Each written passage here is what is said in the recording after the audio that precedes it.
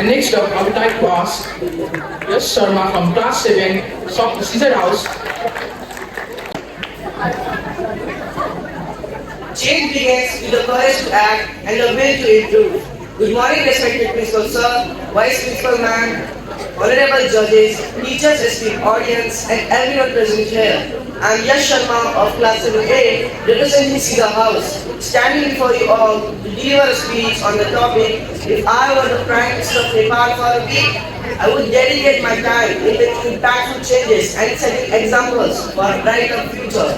Here is what I do and how I base my actions on real-life examples. On day one, I will focus on education.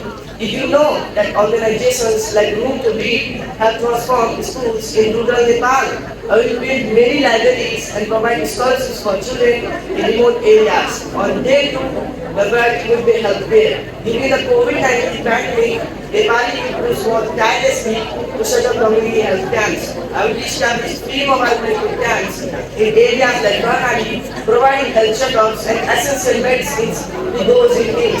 On day three, the priority will be road maintenance and bridges, ensuring that the farmers from places like Mustang can easily transport their apples and other products to larger markets. On day 4, I will celebrate youth innovation. I will host innovation fairs to support such startups, giving them platforms to share their ideas in agriculture, energy, and tourism.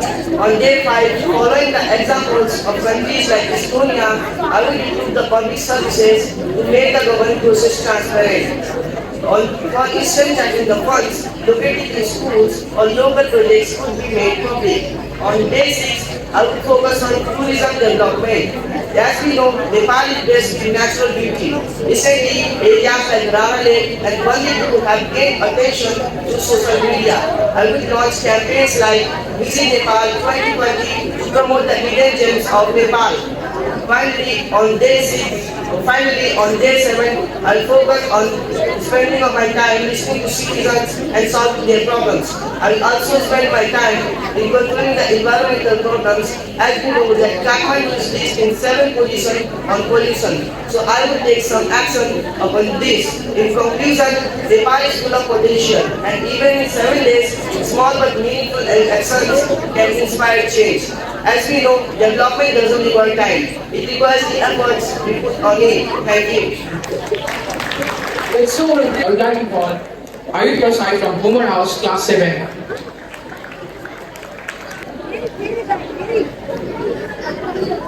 Development doesn't require time, it requires effort. A warm and lovely good morning to every single one present over here. Respected Principal Sir, Principal Ma'am, Vice Principal Sir, panel of judges, teachers, and my fellow countrymen.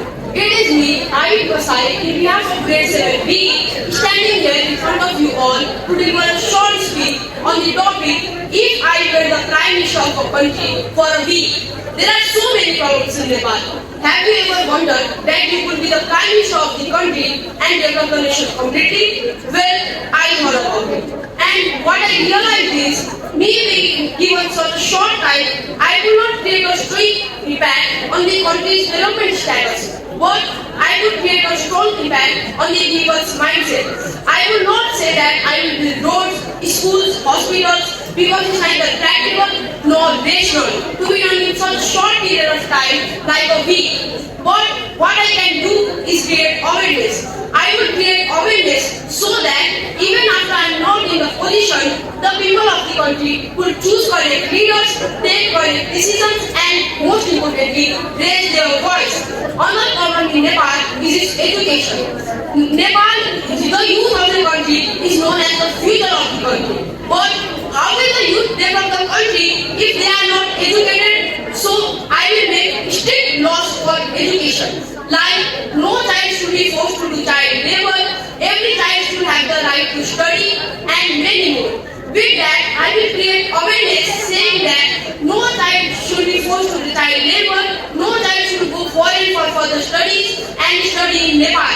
Another problem in Nepal is its GDP. Nepal's GDP is just 44.51 billion USD, making it the 17th poorest country in the world. So, I would use the natural resources of the country to develop its GDP.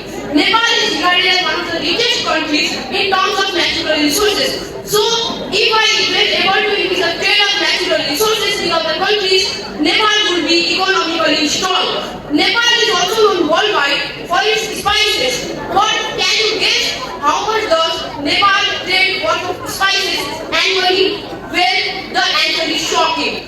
It's just 9.55 million USD. So, if I were able to increase that number, Nepal would be an economic superpower. Another problem in Nepal is its security. We all believe that security is the basic factor of the country's development. But Nepal's military budget is just 440 million USD. So, as a Prime Minister, I would invest more money and time in it and modernize it. With that, I will close border between Nepal and India in some places due to the trafficking and smuggling happening between the border. We want open it in some places to facilitate the trade between the nations. Another problem in Nepal is superstitions.